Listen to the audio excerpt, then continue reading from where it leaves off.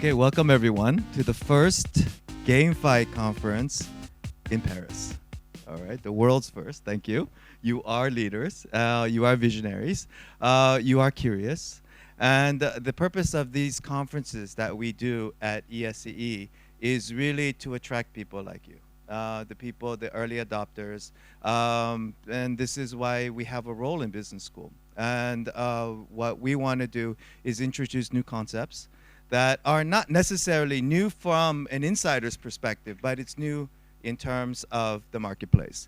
And by the way, my name is Won Kim, and I am the I'm thinking in French now, ancient director. I am the previous director of the France's first Masters of Blockchain program, which kind of is over now, but it gave me the opportunity to get into this space. And it was the first fully accredited Masters of Blockchain program, and it was here at the school, ESCE, IFG, and it was quite an amazing experience, of which we have some students who are from that program, and Isabel and Mac here, you want to stand up? And if you'd like to meet them afterwards, please do, because the whole point of this conference is not just for me to talk or for you to listen. It's really a networking experience. And so this is why we organize this. And also, please stay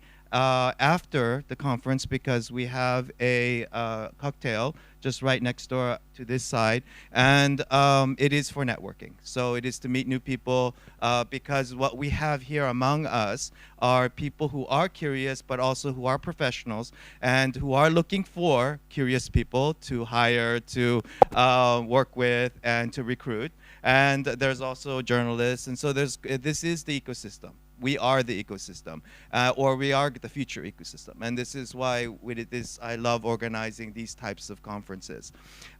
So my name is Won Kim, and welcome again. And what we're going to be doing today is really introducing innovative projects of what is, first of all, GameFi. Some of us, it's not very clear. Where is it going, and where it can go.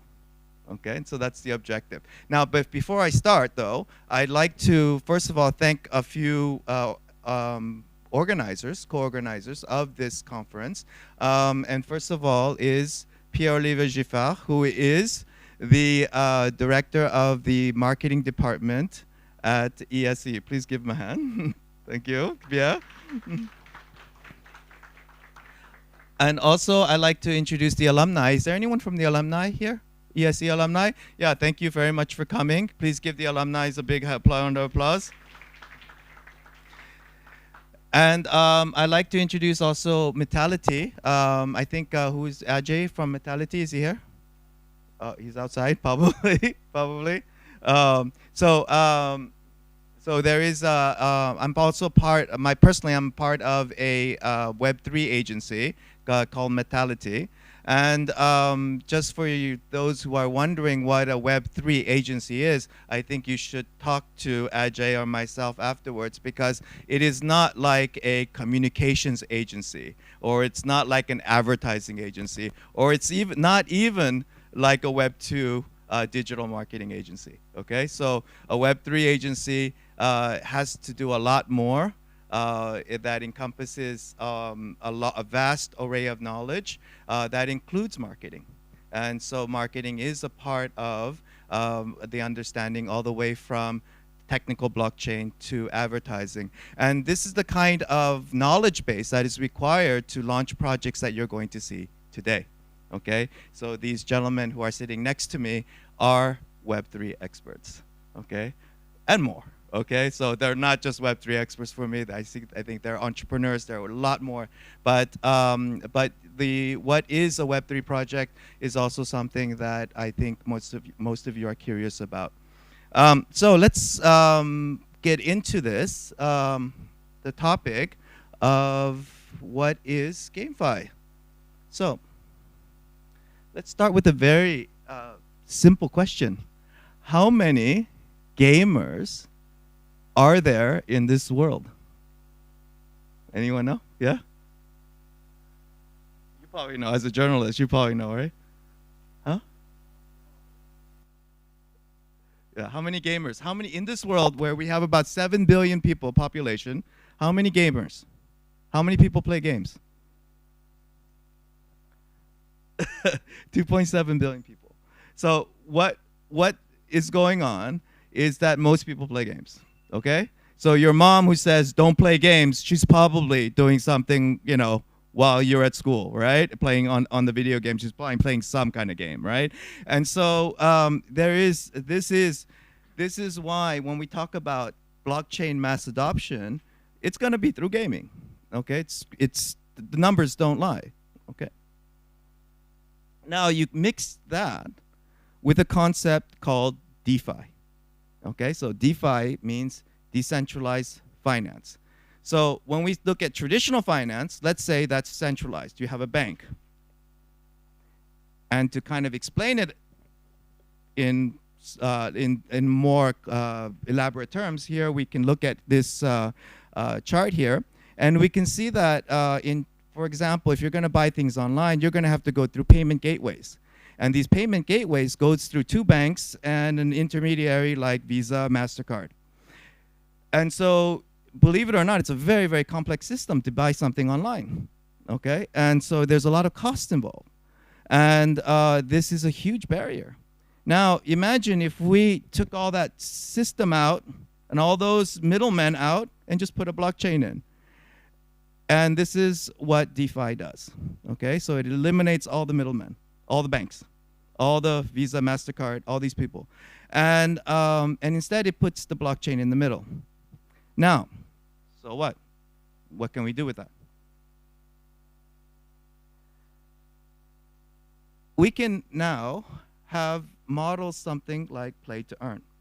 And I know some of you, most of you have heard of this, but play to earn is now you're giving, now the efficiency is passed on to the consumer, okay, or to the player. And so now we have this huge incentive to bring new people on board that is financial, right? So this means that you can actually make money playing a video game. And the first example and the biggest example of this is Axie Infinity. So Axie Infinity, if you go on and you play this game, you can actually make money playing a video game. I know it sounds illogical, and if you look at it very carefully, it kind of is, okay? But why does it work? Well, it works because it brings in new people. And what some people might say it's kind of a Ponzi scheme, right? But it brings in new people. But yet, why is this so interesting? Because the money comes from Western worlds, where if people in France and United States, they buy assets, and they don't have the time to play the game, but the people who actually play those games are on scholarships, and they're in the Philippines and Malaysia and these Indonesia and these countries where earning $200 to $300 a month is a very good wage. And so this model, there is a certain kind of logic that makes a lot of sense. And this is all due to the possibility of mixing games and DeFi.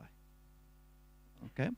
And if you look at Axie Infinity, this was the first major project that really defined the possibility that this is possible, that put into existence that this is possible. However, they are not the most used platform, because this space is so new and it's so dynamic that just 6 months afterwards we have DeFi Kingdoms, who has a lot more active volume than Axie Infinity. So what we're looking at is, just because you are the first does not mean you're going to be the winner.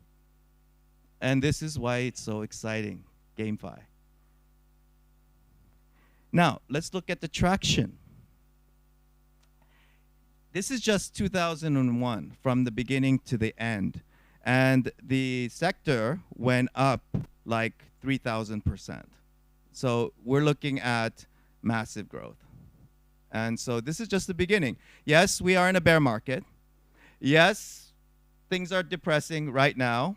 Everything looks down. But if you look at it right now, people are not going to stop playing games. And if you look at it in terms of number of projects, yes, we are looking today at some of us. It's very hard to even understand where is the GameFi projects on if you're not in the crypto space. But in reality, there are like more. This is at the end of 2021, so I would say it's more than doubled now. But there are about at the end of 2021, there were 1,400 projects, and it started with only 658. And so now we probably have double that amount. And so we're looking at a really, really hyper-growth sector right now. So this kicks us to GameFi 2.0. And GameFi 2.0, what is this? Well, how can we make Axie Infinity much better? Or DeFi Kingdoms much better? Well, it could add more social elements. And by playing in the game, you can actually participate in actually how the game is designed. What are the rules? And this is the next iteration. Also, playability. It's got to be fun. Okay, so this is also part of it. And barrier to entries. So to getting people not even feeling like they're playing a blockchain-based game. Okay, so when you say the word blockchain, a lot of people get scared off, and so this is a very important point. And today, as you're going to see, and because this is what we see here to the right and the left of me, are two examples of GameFi 2.0, and especially Reda's project. It is innovative because it has more sustainable tokenomics. It is not a Ponzi scheme, or maybe less of a Ponzi scheme. I don't know. He's going to explain. But I don't know if you've heard, but I'm sure you've heard of Steppen, right? This is also a GameFi 2.0 project. Huh? Yeah, Ponzi scheme. Yes. Yes, how much could you be paid to really exercise, right? And so this is something that we have to look at. And if you look at what this project is worth right now, I think the shoes are selling for $2,000 or more than $2,000 right now. Yeah, 2,000. Yeah. So anyone have one of these shoes? No, no one. Yeah, no one. Oh yeah, we have one person. Congratulations. Huh? Please sell. You probably should sell. And so you have Steppen. This is an example of GameFi 2.0, because when we look at GameFi 2.0, we're looking at the gamification of everything. Okay, think about like e-commerce. Think about what you do. Think about even learning. Everything is going to be gamified, and so you can do whatever to earn. Whatever you want to do to earn, right? And so it's going to. This is the advantage of doing what we would say tokenization of that. Instead, this is exactly the benefits of the blockchain. Okay, this is possible. Yet we still have to be careful, because what the danger lies in this is that it's an inflationary model. Because we want to bring in new people, we're going to give these incentives, but can we continuously grow to sustain the rewards? And so this is a question that I hope that these gentlemen here will address, and because this is also a big concern, and this is something that in order for GameFi to continue as being sustainable, this is a very important element. Now, the two projects also that belong into this, of course, the first one is Dogami, who is here today. And we have Paul here, who represents Dogami. And I'll let him explain. And we also have a new project launched by the Key Foundation, which is Cosmon. And Cosmon is a very, it's the first GameFi project in the Cosmos ecosystem that I know of. Is that correct? Okay, so it's the first one in the Cosmos ecosystem. And the reason why I know of this is because I am a member of the club, which is their investment group. And this is one of the few clubs that I know, investment clubs that I know, still constantly making money. So, or making me money. So, and congratulations, Retta, for that, especially in a very down market. Thank you. But that's, and so for this reason, this is why it caught my attention, because of the tokenomics and how that works, which I think is very, very innovative. And so these are the two projects that we're presenting today. Cosmo, which is a reveal in a way, and on the other hand, Dogami, which is a very innovative play-to-earn model and concept, which involves what I talked about, the DeFi 2.0, GameFi 2.0 elements that are involved in it. And this is why I'm so happy that that they are here and present today. And so now, before we move to Dogami, I want to introduce you to Carla, who has a very special announcement. Hello everyone. So thank you, Won, for giving me the opportunity to talk very quickly about the project that I'm trying to set up at ESCE. So my name is Carla. I'm in Master 1 at ESCE Paris in Programme Grandes Écoles. And so just to introduce myself, I have been passionate about blockchain, cryptocurrency, and Web3 in general for the past 1 year. And I have recently launched my YouTube channel to talk about this. If you want to follow my adventure, you can just scan the QR code. And I have a question for you. Do you know what is the cryptosphere? If yes, please raise your hand. No? 1, 2? Okay, not a lot. So Cryptosphere is the first multi-tech association in France that deals with 4 topics. Can you skip maybe the slide? Thank you. So artificial intelligence, that is the set of theories and techniques used to create machines capable of simulating human intelligence. IoT, the Internet of Things, that is the interconnection between physical objects and places and environment. Virtual reality typically refer to a computer technology that simulates the physical presence of a user in artificially generated environment by software. Virtual reality creates an environment with which user can interact. And finally, blockchain and digital assets that include cryptocurrency and in general Web3.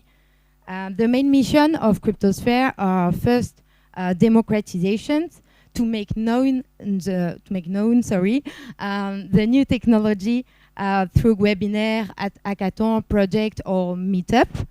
The second is education, training different people in new technology, in new technology and in blockchain. And the last one is consulting, conduct awareness days on new technology in large company to help them on specific topic.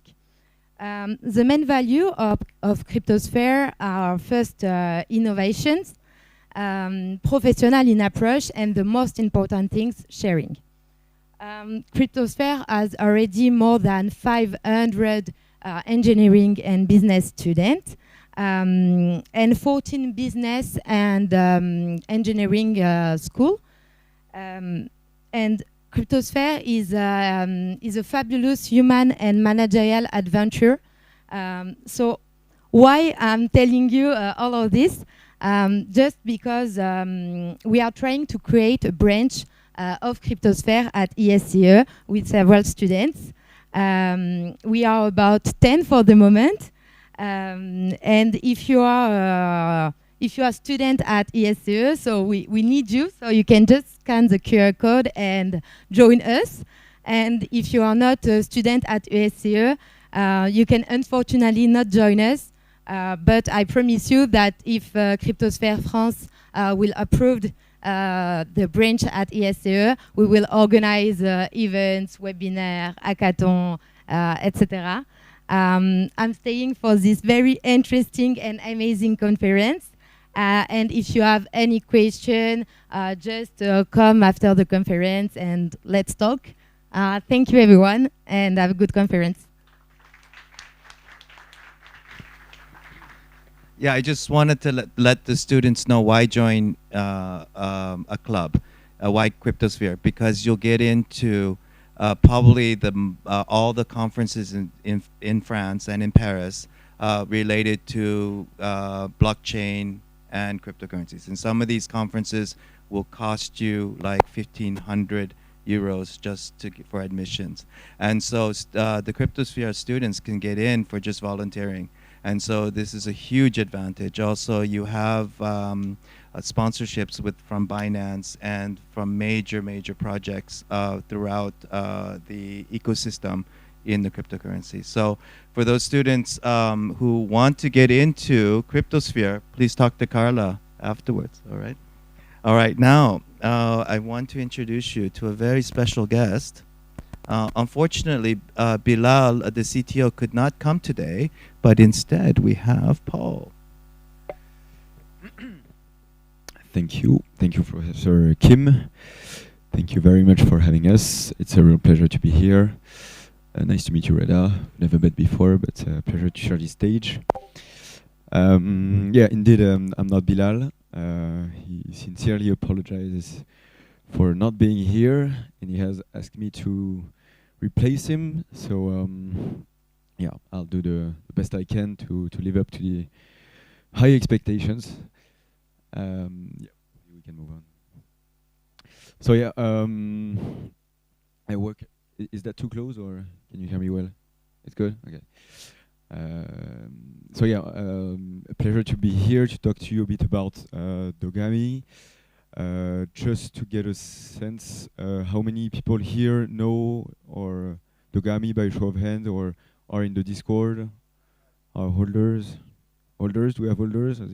Even? Yeah, 1, 2, 3. Lucky you.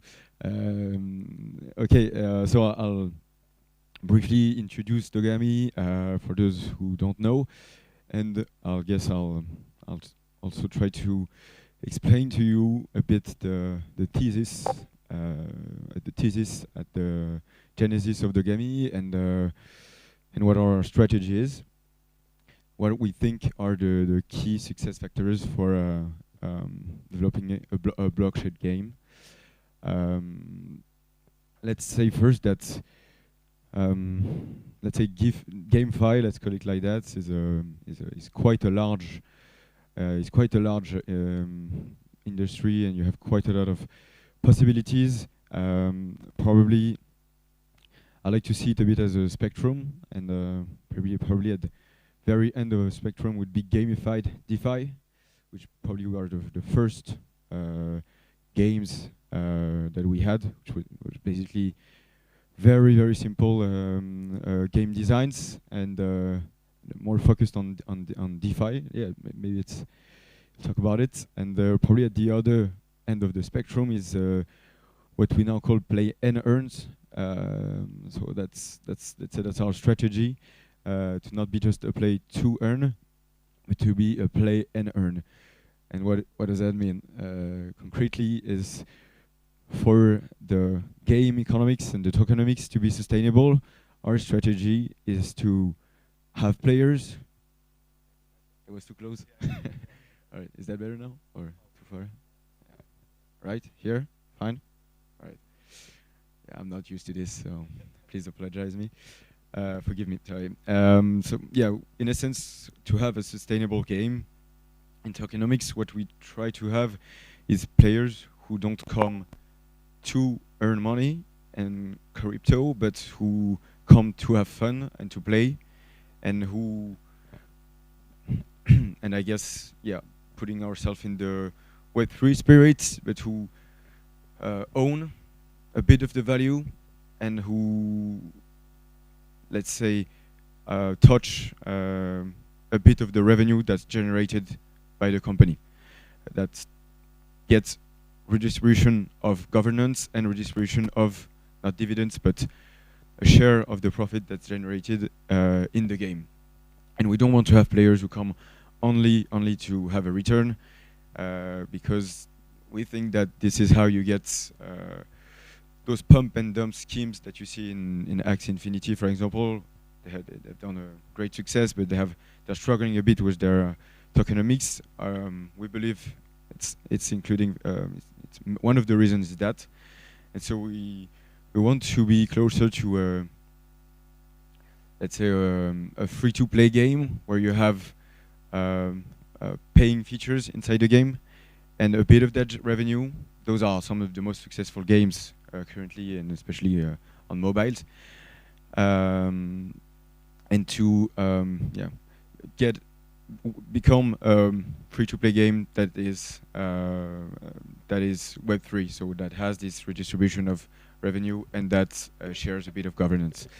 That's a brief introduction. Now let me get into it. Yeah, the essence of Dogami was to be mass market. So briefly, Dogami is a play and earn game then that is mobile based. With AR and VR features, and that is essentially playing with virtual dogs that are NFTs. So the analysis was to create a mass market game, and for that the idea was to choose mobile as the device, as Professor Kim mentioned before. There are many 2.7 billion actually players. I think mobile played a big role in that. Players in the world. Almost everyone has a smartphone in their hand now. You were mentioning that even our moms are playing games now. They are usually playing Candy Crush on their phones. That's the basic idea, was to go for to be mass market and to choose a mass market device for it. Also, the idea was to go for base ourselves on the popularity of dogs, of course, which is basically our general vision now is that to be a successful play and earn, you need to touch something that is a passion for many people. So Rare was a success because so many people love soccer. Our idea here was that many people love dogs, and that's something that can get people together, that can have people spend time on anything, a game, a movie. So that was the general idea. One of the other pillars was to go for viral game designs models that had proven themselves in the past. So Tamagotchi, Pokemon Go were of course big inspirations. Pokemon Go for the mobile and AR features. Tamagotchi, including for the game design, and so AR for of course the play and earn part. So maybe it's better if I don't disturb you. Another idea was to have a strong brand identity and strong visuals. Have actually dogs and avatars that people like and want to can link to, can bond with, appreciate. We think it's maybe easy, but an easy trick, but it's one of the reasons people actually like to spend time in a game, for example, and not have only a voxelized, pixelized game. That was one of the pillars. So that's one of our visuals, the vision, the petaverse. Another strong pillar was, this is very much in the identity of Web3, and imagine Professor Kim, you work a lot on that in your agency. Have a very strong community management. Our community is everything for now. We treat them as if they were a board of advisors and shareholders, in a sense. And so this is very important for us. Probably many of you have been on Discord on those games, or whether they are games or NFT projects. But this is a very strong tool we use. Try to have strong community involvement, strong community engagement with the rewards, pedagogical content. We have a very early adopters, not really early adopters, sorry, new adopters community. So there's a lot of pedagogical content to be, and as I mentioned, dog loving. Then growth hacking is super important. We don't use ads or influencers. We are not paid influencers, at least in ads, and we use a lot of Discord and Twitter, of course.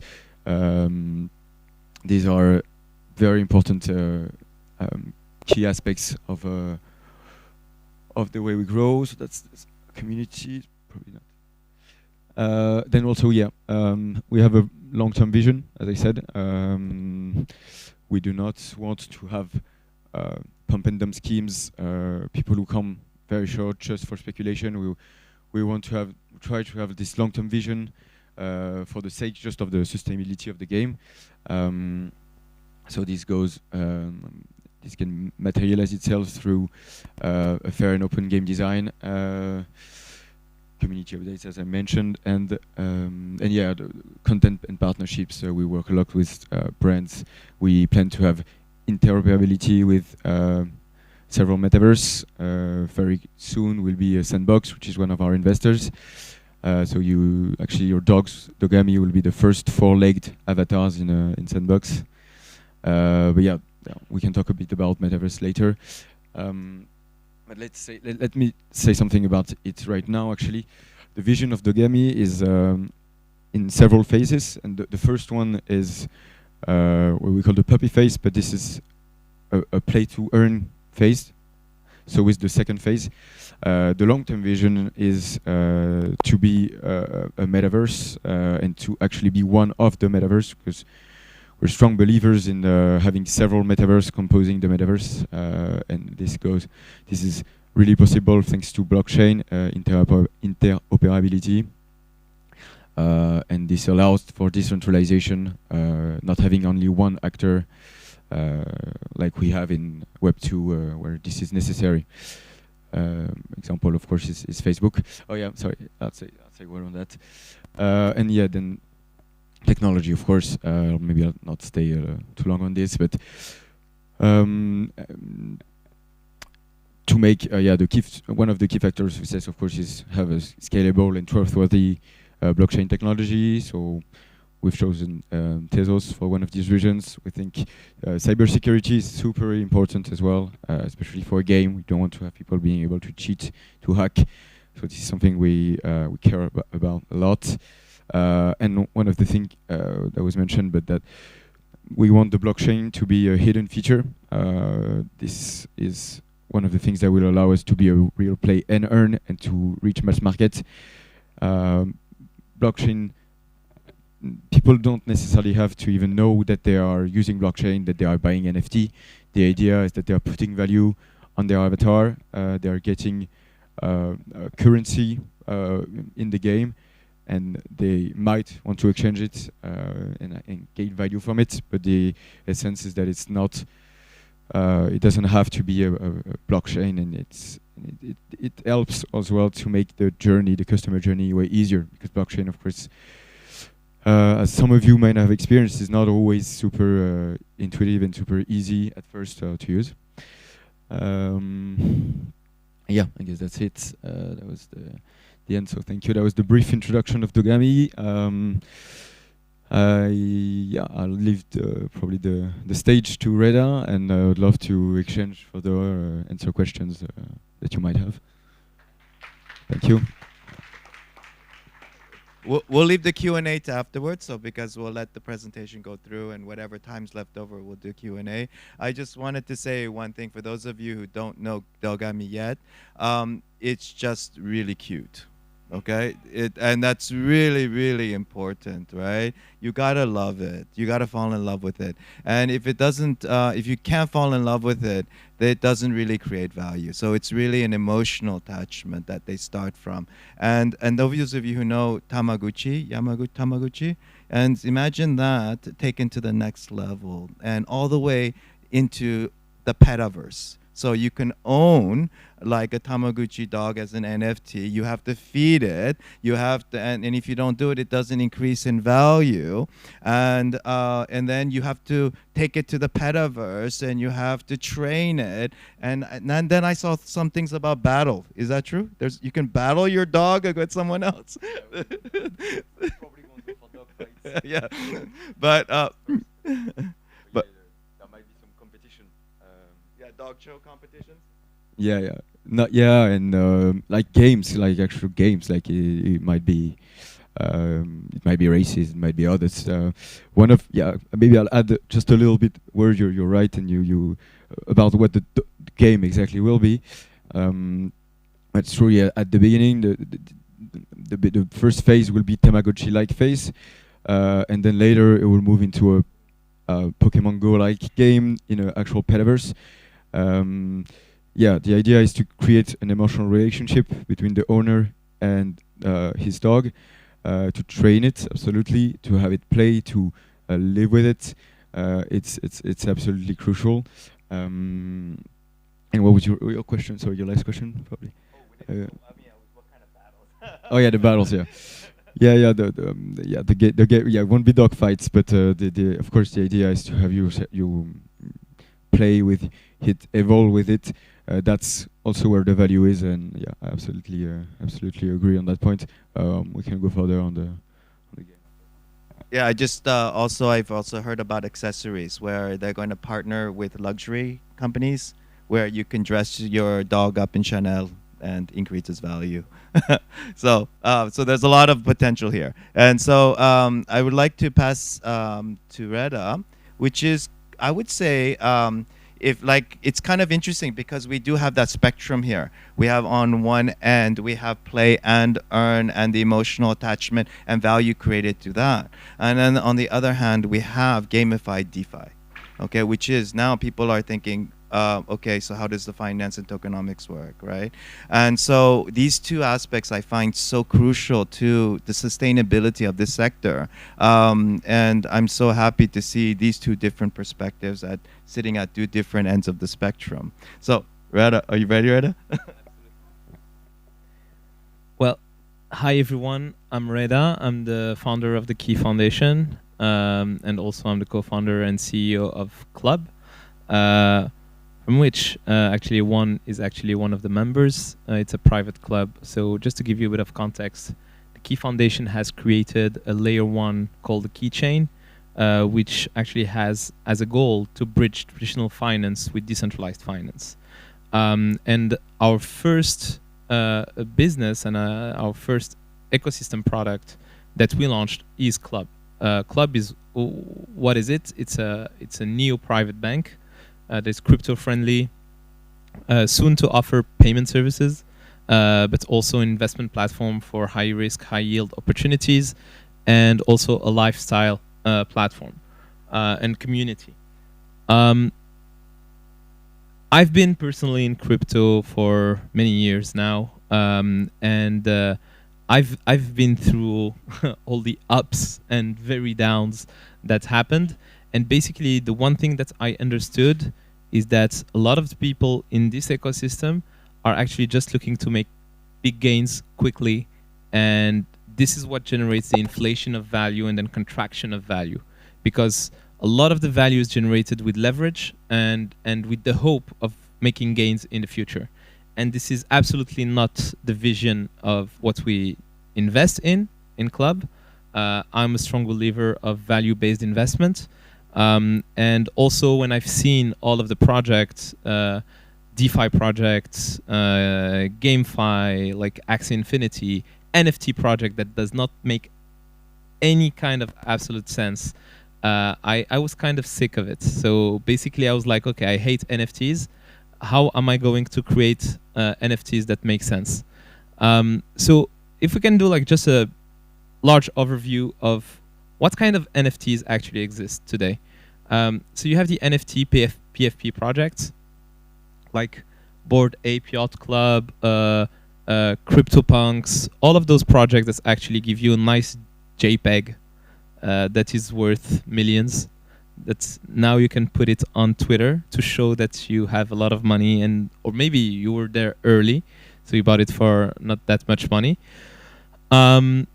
It's a tool for signaling. So basically, the same way you would buy a Chanel handbag or you would buy very expensive shoes, it's a way for you to say, hey, I'm part of that club of people who can afford to buy this kind of stuff. So this is the visible part of this kind of products. The invisible part of some of those products that actually are led correctly by their founders, like Bored Ape Yacht Club. Basically, what you don't know is that they have now almost $600 or $700 million of treasury that they're going to invest in entertainment, in projects that will be only accessible or part of the value shared with the holders of those NFTs. And they ended up at the end of the day launching their own fungible token, because it does not make sense to launch an NFT without token economics behind. So basically, this is the first type of NFTs. And personally, I'm not a big art investor, so I don't understand why I would like put 400K in like a JPEG. The second type of NFTs are NFTs that actually represent something in real life. It's basically almost securities.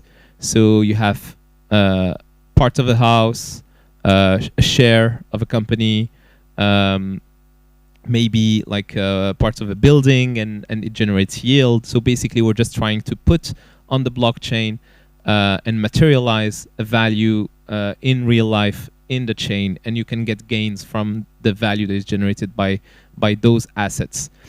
I think that those kind of NFTs make sense, but the problem is regulation has not actually reached the point that where you can be protected when you buy those kind of products. So and there is no there's a few actually exchanges that enables you to buy security tokens, but it's risky. Actually, you need to be regulated to sell those NFTs, and also for the buyers to be protected when they buy those NFTs. So basically, I wouldn't touch those products yet. I think that Bilal also works on something called that was actually looking into building a platform to sell security tokens, NFTs.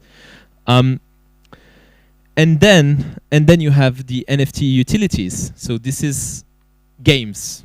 Axie Infinity, you buy a little monster. Dogami, you buy a little dog. Also, you have like DeFi Kingdoms. So basically, people are buying NFTs to be able to play a game, and sometimes like there's a big advertisement that you can make a lot of money by playing that game. So basically, like 80% of the people come to the game to make money. And this is what I like with Dogami, is that they actually are looking to build a game, and maybe they will share, players will share part of the value, which is actually the best approach, in my opinion, when you want to build like a game. The problem is most of those projects, actually what they do is that they issue their own token, and that token, you get it when you stake your NFT and when you stake more tokens. And basically what they do is that they generate economics with the new arrivals. Like the new buyers, they fund the treasury is used partly to buy back the tokens, and then like it creates that vicious circle where less and less value. So the more they grow, the more users come to play because other people are making a lot of money. Then like it's a Ponzi scheme. So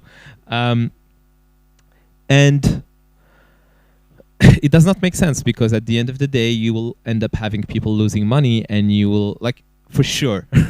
And you will end up having something that crashes. So I was like, okay, so how can we do something that makes sense? And this is where we had the idea of launching Cosmon. So a bit of like context. What is Cosmon? Maybe I do have some slides. So we are in the 25th century this is the story behind. I'm a gamer. I was a gamer. I started coding when I was 11 years old to build my own video game. So yeah, I'm behind this story. It was fun to write it. So we are in 25th century, and the human species started to be multiplanetary, and we started like colonizing planets, and something actually took notice of us, and so there was a threat is coming, like there is a spaceship coming to Earth, and so we start to be afraid, and a group of scientists started to clone leaders of the old times to be able to protect us, because we do not have any kind of leader that can protect us from a threat. So they took the DNA of leaders of the ancient times, like Napoleon, like Caesar. So basically, they clone a lot of leaders, and you have to build a deck of those leaders. So each leader is available in different quantities and also rarities, and you can build a deck of 3 leaders and participate to a championship to identify who are the best leaders, and this is how you play. You have 6 rarity levels. Like this is Churchill. For those who did not recognize Churchill, there was a great documentary yesterday about Churchill on France 3. So there are common, uncommon, rare, epic, legendary, and divinity. And basically what happens is that when people buy those NFTs, the money doesn't go in our pockets or in the company. They actually go into a decentralized fund that actually manages that money in blue chip projects and investments that generate yields. And those yields actually are, so that money is locked forever, and it's not going anywhere. And the funds, actually, the yield that is generated is partly compounded in the fund, but also partly redistributed to the owners of the NFTs to be able to play in the native token that we have created, XKI, and part of that yield also goes to fund a prize pool. So the best players can earn the prize pool to make even more money.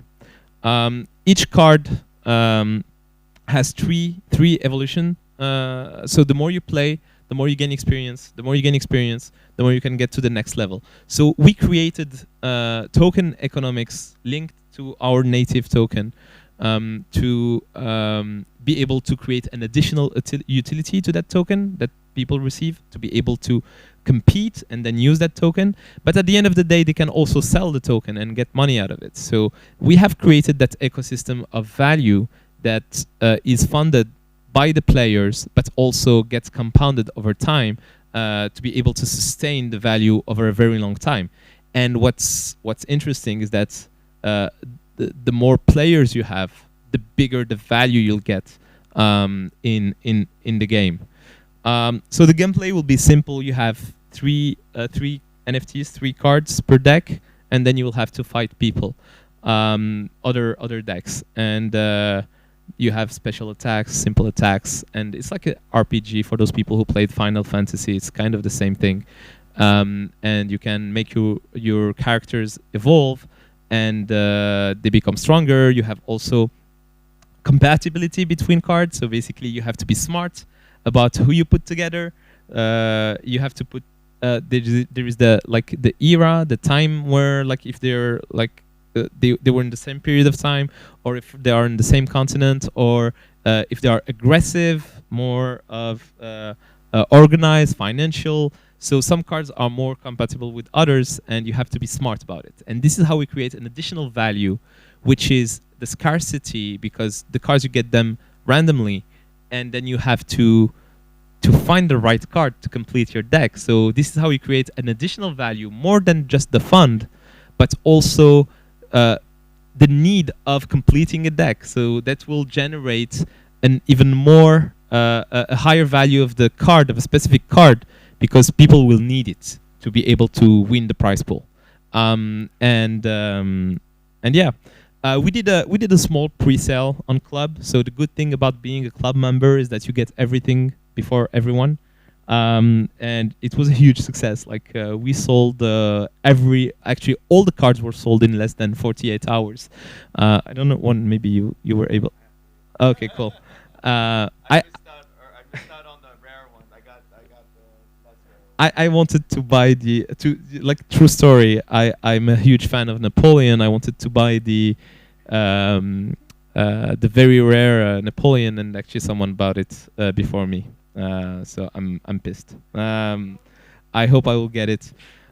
So yeah, I don't know if I have any more slides, but actually, yeah, if you want to join have some news about Key Foundation, feel free to follow us. If you want to join Club, you can maybe scan the QR code. We have an application process, so you can apply, and also follow Cosmon, because we'll be soon doing a public mint, and the game will be available. Thank you very much. Thank you, Reda. Now I think we'll open up to questions. Yes, we'll have if we can have a couple of people who can help us with the mics. And so if you have a question, please let me know. The NFT card will be cross-chain in the Cosmos ecosystem or not? That's a good question. There is no standards of NFTs currently in the Cosmos ecosystem. There is actually a pool. CW 721. There is not. But there is no standard for IBC transfers of it.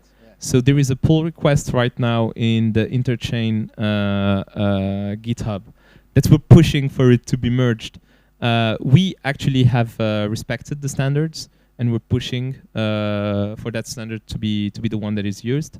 So yeah, we also have other projects that follow our tech stack. Maybe you heard about a project called Carbonable, in which we invested. Yeah, so we seeded that project. And they are using actually our the same technology that is used on Cosmon. Good.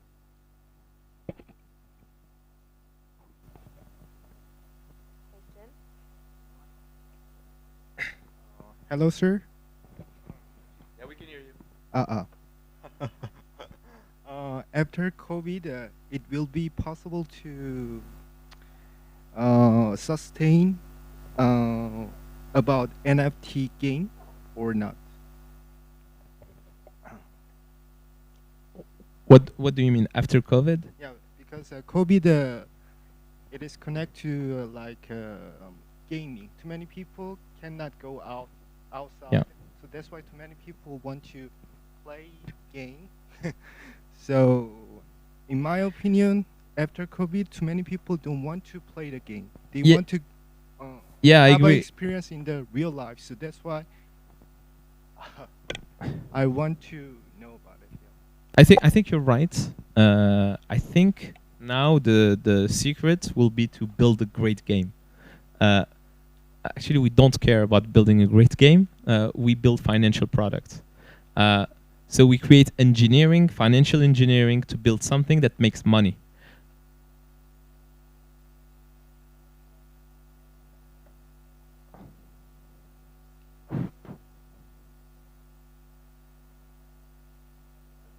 Yeah, can you talk into the mic, because I can't hear like half of what you say.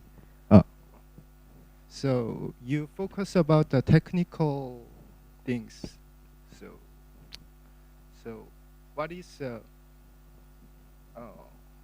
final goal about your technology? I think it's not just technical; it's also philosophical. We don't invest in pump and dumps, in meme coins, in shitty projects. We just try to identify the best blue chip projects that are part of our fund. In terms of technology, we try to create the most scalable DeFi building blocks to automate and get most of the yield that is available on those assets. But at the end of the day, all of the technology that we use to build Cosmon will be open sourced, and we want people to clone it and just to do the same. and build it on our chain and to benefit from the whole ecosystem that we're building. But at the end of the day, we're not game developers. Even though that was my dream when I was 11 years old, was to build an MMORPG. I was actually I played World of Warcraft in its beta in 2002. I was a player on World of Warcraft, and I have a warrior and a paladin, and the most cheated classes at that time. But basically, building an MMO is fucking hard. So it's like you have huge video game development companies that fail after investing hundreds of millions just to build an MMO. So basically, this is not our specialty. Like we do finance and we try to make money with money. But like I encourage those who want to try to do it, but it's like it will be complicated. So you said about the philosophy. So decentralizing is like a democratic. Is it right for you? Your dream of this work, maybe. No, I see what you mean, and maybe we can dive deeper after the conference about is decentralization democratic or not. I'm against anarchy. I'm against the fact that you give power to a lot of people that could be misinformed in a decentralized ecosystem. That's why the key chain is a dictatorship. And this is how we can build fast and create value, because you need leadership. Just look at one very interesting experiment, a chain called Juno that has been launched by anarchists. And actually, it's a huge dictatorship of misinformation. That chain has decided to rip off a wallet of a whale from $40 million just because someone has decided to put together a proposal, and after brainwashing the whole community, telling them that this whale was dumping tokens on the market. And like, so you say it's democracy, but at the end of the day, it's dictatorship of the one who has the power to brainwash people. So basically, I think that democracy too soon, and even in real life, democracy too soon is a bad thing. Hello, I have a question for maybe for Paul or for the three of you guys. I'm here.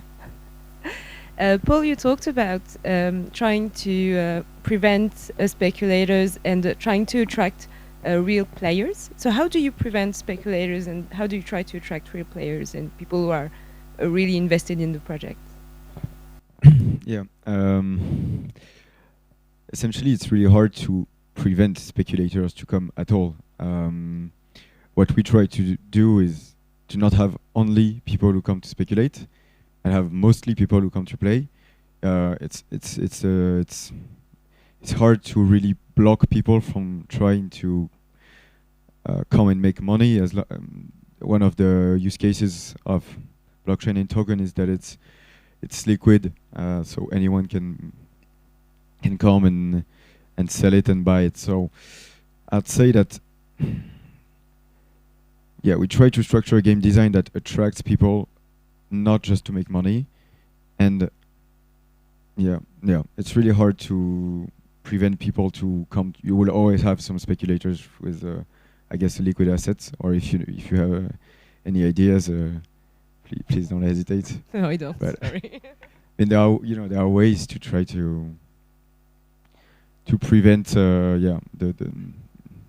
the whole thing being just speculation. But yeah, it's a struggle. It really is, and no one has found a perfect solution yet, I think. To answer that, I think speculation is part of the marketing. Okay, we have to have the speculators to generate excitement and hype and generate interest, because that initial financial interest drives word of mouth.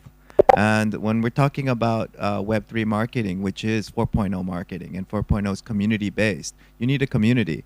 And that community, if it doesn't have some sort of incentive to try to beat each other to the punch, you're not, and we are competitive as human beings.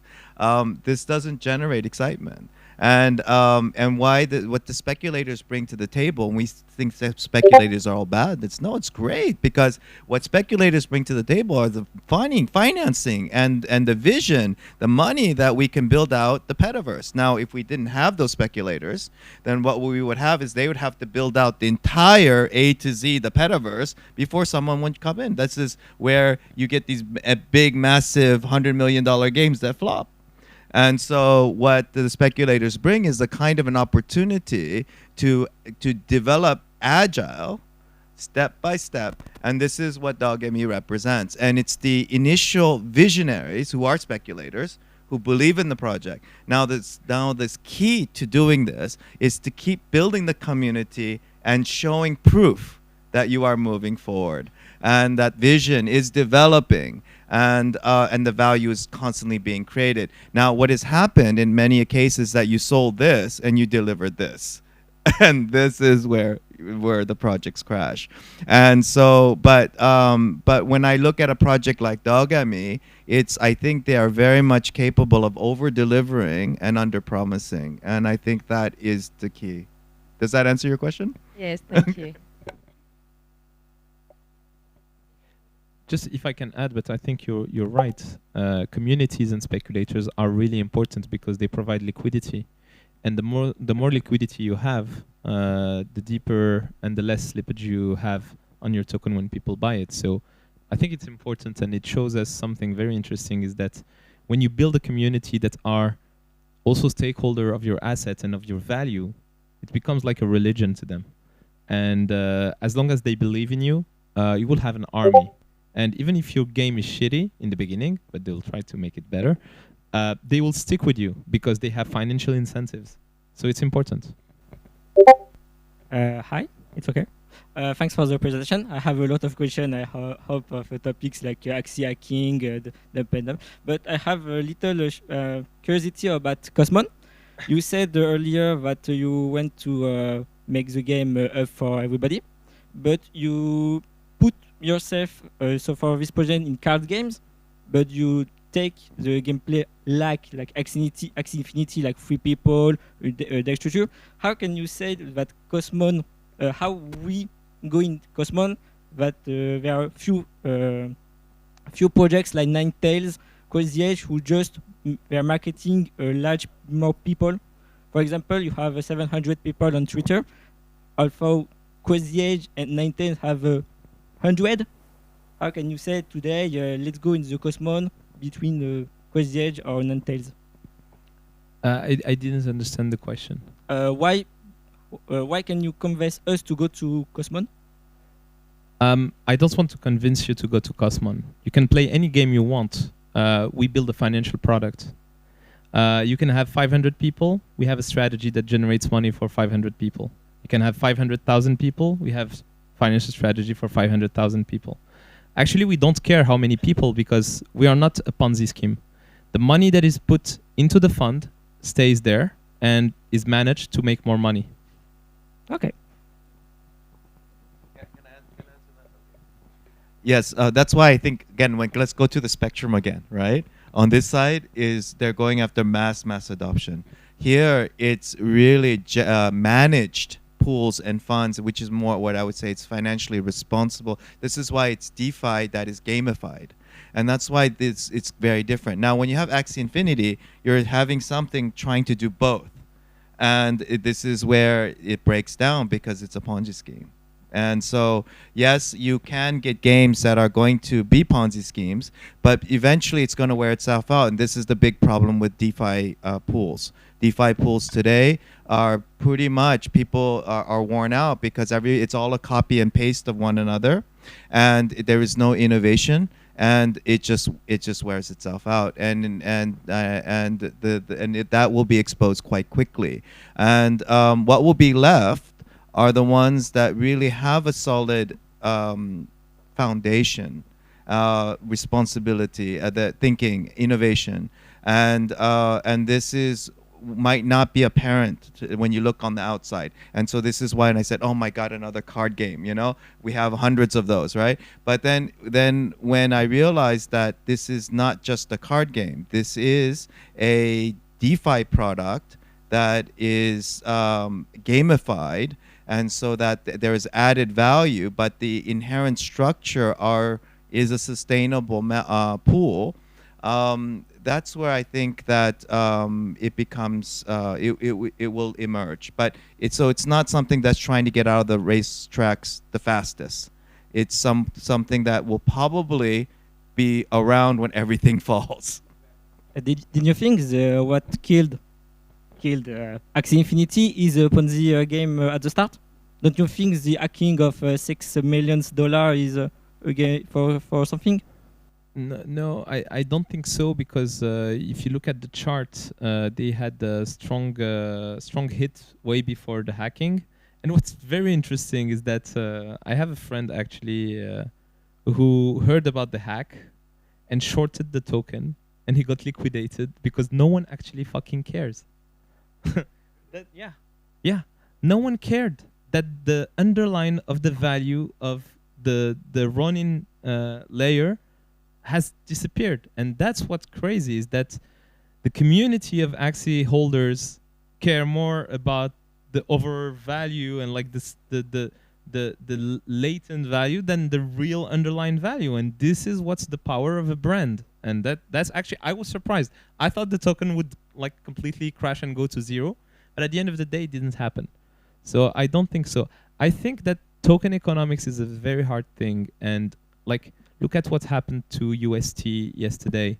Like, just a decision can break your token. Like, for example, Do should have never bowed back to keep the peg. He should have accepted that UST goes down to like 50 cents and people gets liquidated, and then afterwards use the reserves. He has just like used most of his reserves to try to keep the peg. But like, this is very hard. It's like the job of a central bank at the end of the day. I'm okay with you. Like Minov Dalaria, who just killed his project from 1 year in 1 day. Thanks. Yeah. Or, for example, what do you think of the method of Titan Hunter, if you know it? I don't know this. Know it? They just cut the pool and open the pool at the regular days. I don't think the pool should be cut because it gives the ability to people to prepare liquidity and do stuff that you would not like to see happen on your market. Like, crypto never sleeps, so liquidity should always be there. Okay, thanks.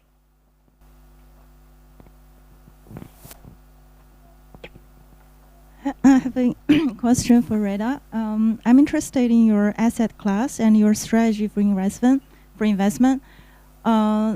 Because you're mentioning the blue chip projects, could you please be more specific? Is it like blockchain projects, or you're also involved in traditional finance? Also, from what I'm understanding now, is it someone behind this capital actively managing? It's like a traditional finance. I'm a little bit confused why it's called DeFi, or is kind of decentralized architecture. Thank you. Yeah, that's actually very, very good questions. That's why we say we bridge traditional finance with decentralized finance, and you can take this in like different ways. Like, we just bring money from traditional finance and bring it into DeFi, or we do DeFi, or etc., etc. But at the end of the day, right now, we have a very strong strategy onto blockchain. We're thinking about how we implement traditional finance in our strategies in a compliant way. That's what's important to us, is how we stay compliant in everything we do. But at the end of the day, so we have been registered as PSAN a few weeks ago. And like, we have been working very hard into being compliant in everything we do. So right now we're just blockchain based on our strategies, but at the end of the day, we identify the blue chips on those things. So basically, we see a token, we won't be investing in the token just looking at its graph. We will interview the team behind. So if the team is not public, for us, we do not look at it. We look at the liquidity, we look at the holders, we look at the whales, we look at the locking periods, we look at the inflation rewards, we look at also the investors. All of those things are actually the elements that actually give us, okay, this could be a blue chip. And then we look at the token economics of that project. And then we see if there is utility, if it is an infrastructure project, if it is a platform project, if it's a marketplace project. And we have like in-house analysis on how deep the value can pour into the token. And then we do like we distribute the allocation depending on how strong our opinion is on a project. And like I can tell you that we are more like Warren Buffett than George Soros or. It's like a venture capital instead of like Uniswap. We also do liquidity providing, so we do different kind of strategies. So it's like still like humans managing the fund. Part of it, like we have a part that is completely automated, and another part that is actually fed by human analysis. So thank you, and I have a question for Paul to Dogami. So can you say us the day where Dogami will be launched and the day where when the DAO will be launched to people and player? Yeah, the game is supposed to come out, let's say, this summer. So the first version will come probably at the beginning of the summer, and the first actual version will be at the end of the summer. There are several phases. There will be several phases in the Dogami game.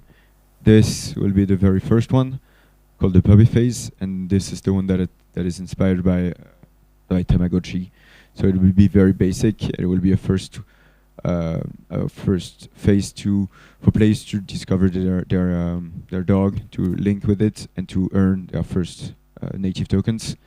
Later on, early 2023 will be the second phase, the adult phase, which will be way more complex, with user-generated content, and that will, look more like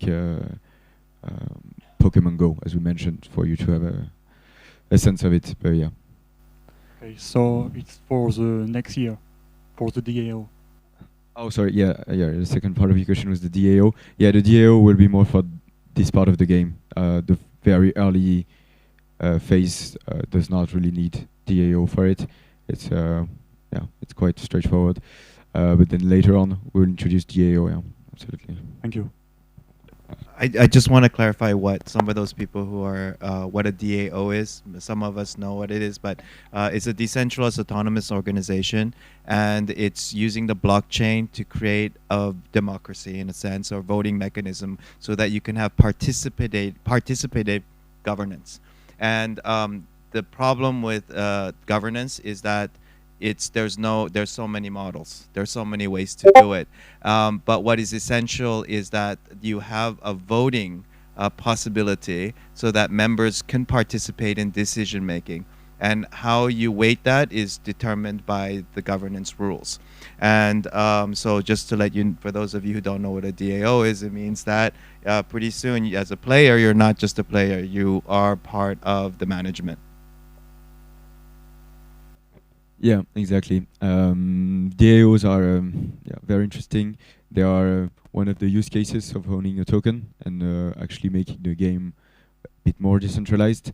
They're also a challenge because, of course, and that's the philosophical, political discussions that we were having before. But there are many models, and it's not that easy to let's say determine as a game exactly which competencies you'll delegate to the DAO and when. There are several issues with that. Is that first, there is a risk of having a decentralized organization being almost centralized, in the sense that you have whales that own a lot of tokens and that can have strong influence. So you don't want that. One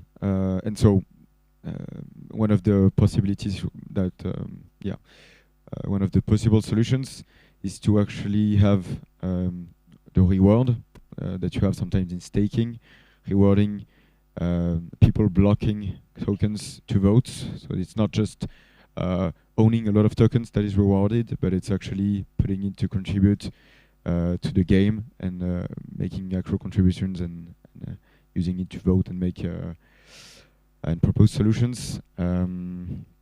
Yeah, there are, as I said, there are. The second aspect is which competencies to delegate and when, and that's is links a bit to what Reda was saying. But I think decentralization is super interesting, and we want to be close to.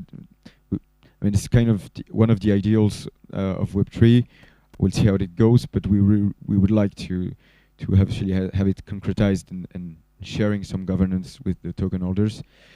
In the early stages, it's very hard to be decentralized, and centralization is good for innovation, for reactivity. So in the very early stages, it's way easier for us to be 30 people or 60 people in a startup than having having to answer and decide anything, any choice with hundreds, thousands of token holders.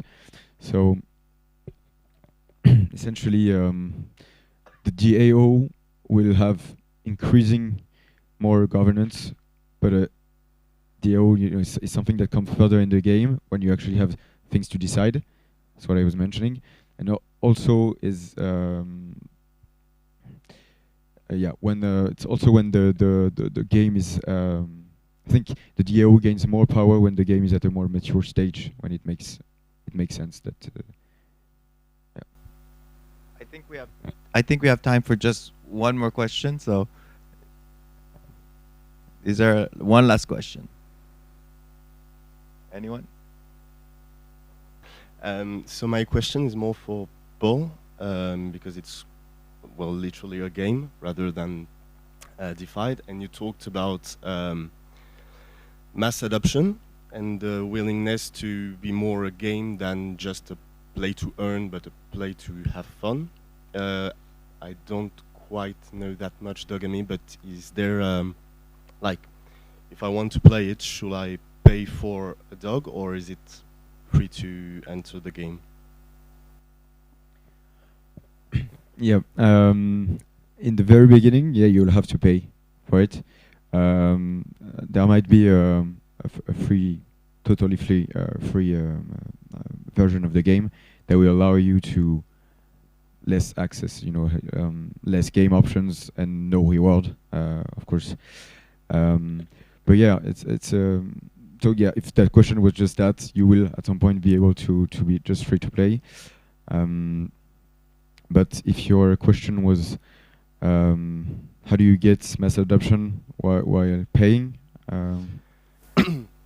Then my question is, I got convinced of NFT, and I really believe in NFT games, in blockchain in games, because the argument that is often heard and that convinced me, and that I used to convince friends about the blockchain in general, is that nowadays when you play Clash of Clans or Fortnite or everything, it's free to play, and there's a huge market. It's like everyone plays it, yet the studio earns money, and they're the only ones. So people spend money on the game, and the studio gets it. And usually in video games or in the blockchain, because you own the product you buy, you can resell it and make money. And so,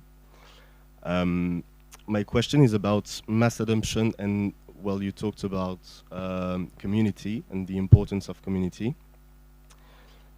Isn't there a risk that, in video games in general, like in Clash of Clans, there was a huge community, but there were the noble players, the ones that had a huge village, but it was just their time and the time they dedicated to the game. and the cheaters, the one who spent a lot of gems to build a huge village.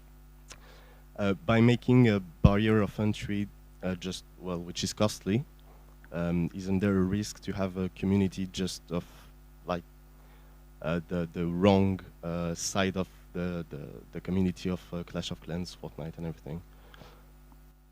So people having to pay to win? Is that yeah, having too much, like, because you have to pay to participate to the game and to win. Is it fun to play at the end, or is it just the more money you have, the more chances you have to win? And so if you don't have a lot, you can get discouraged quite quickly. Isn't there a contradiction with the aim of mass adoption? Yeah, no, it's a fair question. Yeah, those games like Clash of Clans, you have this pay to win mechanism. It's a lot in mobile games, actually. And I don't know if it's blocking mass adoption, but it's not what you want. Let's say it might, yeah, for many reasons. The thing is, there are several ways to encourage people paying without having them to those who pay most to win. One of those ways is that people who pay more can gain more, but not win more. To make it more clear, like for example, Sorare, of course you have in each league, if you are in each league, the more you pay, the more you win, but it's not the only way to win. But you have a differentiation between people who want to invest like 100K, they play between themselves, like you have in poker tables. If you want to play poker, investing like 5, and you can say you can win 50, well, you'll be in this game, and you'll be paying fair with people who are in the same table. That's one way to deal with it. We don't want people to have too much advantage because they pay more, but we want them to be able to gain more. Let's say the reward they win will have higher value if they have paid more. Let's say that's one way to differentiate it. Yeah, I hope that answers your question. But yeah, it is a risk, and it's something that you have to take into consideration in your game design. And there are several ways to do it. What I mentioned was one of the ways. There are several. But yeah, it's something that you have to keep in mind. I agree. Thank you. So in closing, I want to thank this audience, as you can see from the quality of the questions. Yes, there's a last question? Okay, let's do one more last question. Okay. It looked a little like the question of the other guy. No? Can you hear me? It looked a little like the question of the other guy. It's about the barrier of entry of Dogami and Cosmon. And yeah, We can't hear. Can you talk into the mic? Can you talk like the mic? Can you hear me now? Yes. No. Keep it that way. It's about the barrier of entry of Dogami and Cosmon.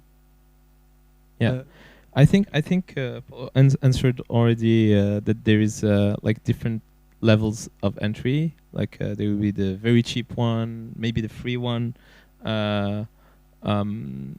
I think that it's all about the game design. Here we had to do some game design too. It's about matchmaking. You do the matchmaking with the people in the higher leagues. The people that pay more are in the higher leagues, but at the end of the day, they're matched with also higher ranked cards, decks. So actually, it's harder for them to win. But actually, at the end of the day, the prize pool is more important. And I think it will be the same. And also for Clash of Clans is the same thing. When you have a village in which you have invested, I don't know, 10,000 euros, you will be matched with the villages that have the same power as you. So basically, you can build that village with hundreds of hours of play and work, or you can get to there by paying yourself in. So I don't see the issue. You will be able to play in different leagues depending on how much money you put on the table. It's just the outcome that is different.